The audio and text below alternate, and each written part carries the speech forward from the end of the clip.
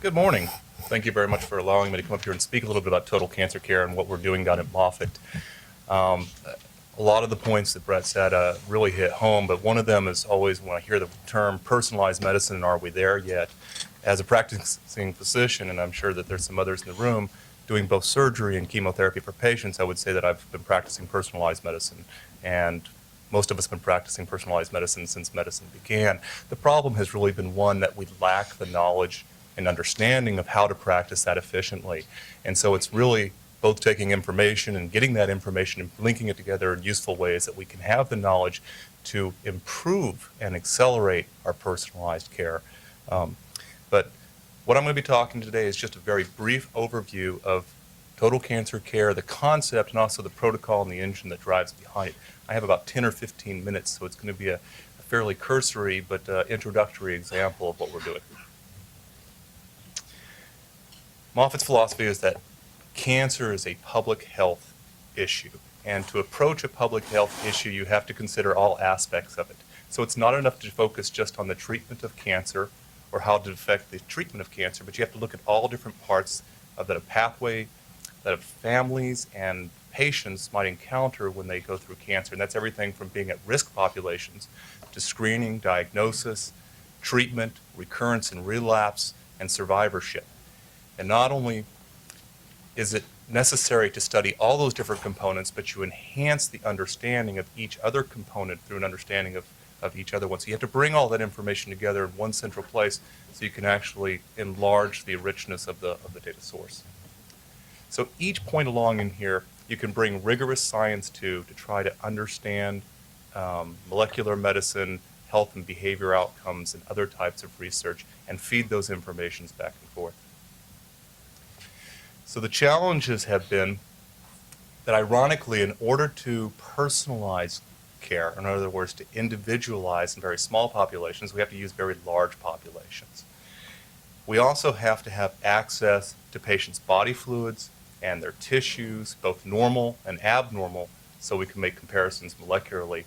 We also have to be able to collect an enormous amount of clinical data, but not just a lot of data, but quality data, in order to link together and have better understanding of these other parameters.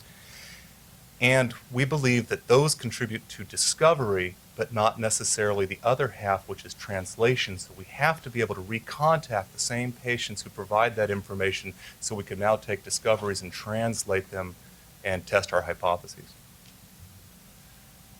To this end, we have 18 members right now in a total cancer care consortium, which consists of both some academic centers but a lot of community hospitals.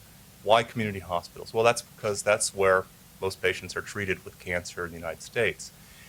Also, as we change our paradigm towards opening up large trials, waiting for patients to come in, and trying to target subsets and small populations, we're going to need a large geographic distribution because those patients are going to be in small numbers distributed widely.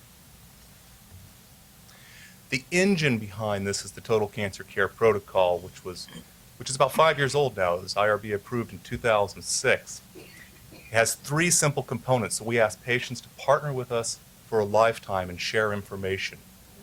We ask them if we can use their tissues and study those molecularly using techniques now or that may arise in the future. And then lastly, we ask them if we can recontact them.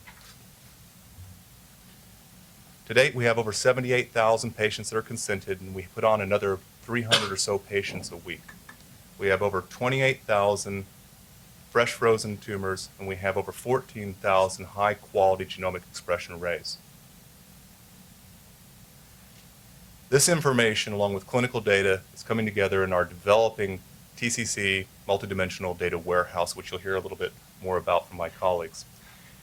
The goal then is to repackage that information and share it with the major stakeholders, being patients, clinicians, administrators, and research partners, which may be industry, may be academia. This is kind of an old slide because it says, today that trials open and they wait and search for patients, and then tomorrow we're going to be designing trials for patients. We're already doing that.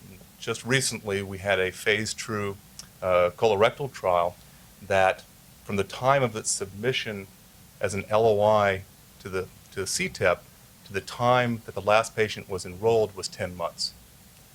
So the actual enrollment period was 4 months, and anybody who's familiar with doing clinical trials realize that phase 2 trials often can take several years sometimes to get completed. So this will accelerate, and that's just based upon using the database to find general eligibility criteria for patients. We're also designing molecularly targeted trials. The ability of having this warehouse is not only can you take targets that are molecular and try to identify patients, but you can also find unmet need populations out there that you don't know exist, so you can design trials for those populations. I can't touch on everything that's going on in parallel in this short period of time, but I wanted to share with you another parallel project that we have of developing clinical pathways. People use that term rather loosely, and I have to define it and differentiate it from guidelines, which are basically all the possibilities that one could do. As pathways, these are actually logical arguments of steps that take a patient from the beginning of some sort of diagnosis and lead through all the possibilities and what we actually do and the decision making around that. So every single one of these nodes has a set of variables that help dictate where the patient continues on the pathway. This allows us to have a bi-directional information exchange, both one that can collect data around those points so we can better understand how they're utilized, and also one that can allow us to do a real-time push when integrated into an EMR that can allow clinical decision support tools push targeted information and maybe targeted trials for patients on the time that they're actually seeing their provider.